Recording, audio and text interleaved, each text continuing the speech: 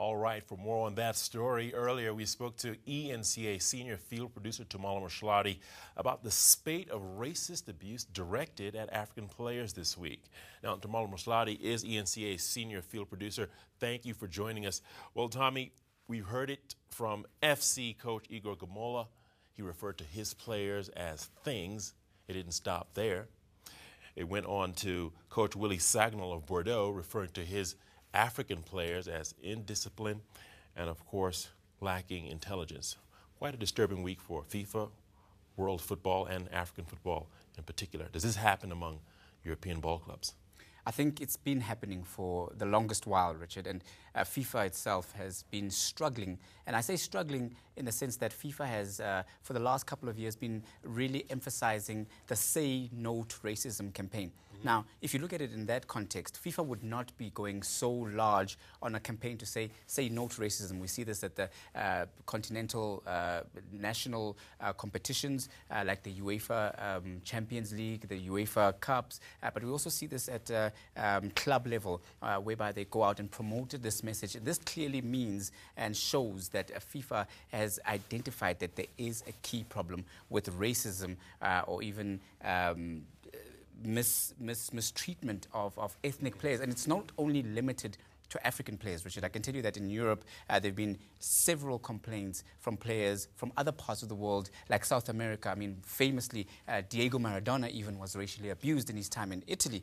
Other players from the East, players like Nakata, for instance, when he made his move over into Italy from Japan, he was also racially abused at some places. And of course, we know famously Mario Balotelli, who is an Italian citizen and represents Italy, but is jeered because of his African descent. So really, the whole issue of racism is a big problem that FIFA has been grappling with, although the world governing body has been trying, it must be said. Right. Now, Tommy, I've heard stories of intoxicated fans yelling racial slurs at African players from the stands.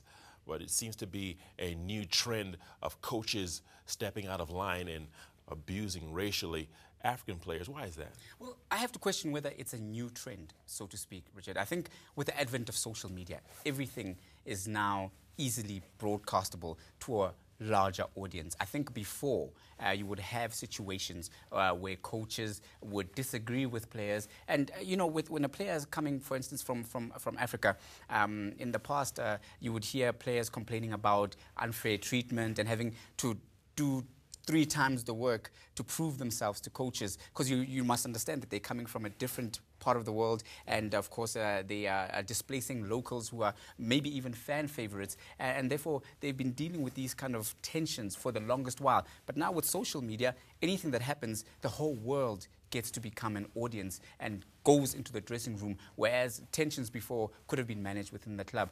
But it is concerning that coaches who are supposed to be seen to be the leading characters in clubs, to be leading the players, are being now seen and exposed to be, showing racial or racist-like attitudes. And I think it is important for UEFA to stamp that out clearly and to send a strong message by sanctioning those who have been found to have been participating in this absolutely unacceptable behavior, and sanction them in the strongest possible terms. Okay, let's talk about some of these African players now. Would you say that these African players are underperforming and so they get racially abused by their coaches? Because I don't understand why a top performer would be undermined in that way by his coach. Yeah, that is true. I think it's just an issue of frustrations more than anything else. I mean, you'd have to go into the politics of the dressing room to really understand the dynamics. A coach would not necessarily pick a player unless a player is of the standard to be seen to be participating and producing the goods on the pitch. So when frustrations come, I think it might also be an issue of cultural differences and expectations, because the coach is also, you must understand, under pressure from the board of the club to say, look, we've bought this player, we've spent money, why isn't he on? It might be an issue of a player taking time to adjust to different and acclimatize to different environments, different ways of doing things, and the frustration from the coach, because the coach doesn't only have to deal with criticism from the board, the fans are also on his neck. Look, we've got our local lad here. Why aren't you putting him into the pitch? But you've just splashed out millions on a player. You have to give him game time. Otherwise, it looks like the club has misspent. So these dynamics all have to be brought to the table. And I think there has to be some kind of agreement in UEFA and with other governing bodies to say, how do we handle this issue? If it's a case of the coaching staff or the players being taken for, classes, or to try and educate them and to try and really help them express their frustrations so it doesn't end up boiling out in such a way. Interestingly enough, I do not think that Africa itself is immune to this issue. When the issue of what so-called, ethnic racism, if you will, it's not foreign to African leagues. We get players here in South Africa, for instance, who come from other leagues and are abused based on where they come from. And these are African players, dark-skinned African players, who are being abused racially, if you will, or based on which area they come from, by black South African soccer supporters. So this issue becomes an issue of territorialism.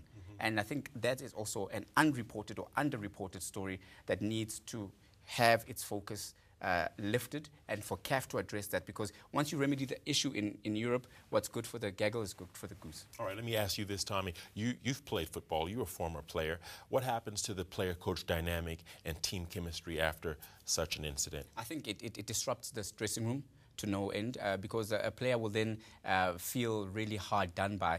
Once an issue of racial abuse or any kind of abuse enters the fray, the player has got every right to think any decision that goes against him is based on some kind of prejudice and nothing to do with his ability, even if the player is not performing. Therefore, when that comes into the fore, it's very difficult to manage, and therefore I think it's an issue that has to be addressed at board level. And you haven't seen, it's not without precedents where players walk out of clubs because they feel, I'm being hard done by. But it's very difficult to be referee and player in the same situation. You can't look at your own performance and say, I'm performing or underperforming, because everyone sees themselves as doing the best they can, especially at that level. Thank you for your insight and analysis. That was Tumaole Mohlaoli, our eNCA senior field producer, speaking on racism in European football.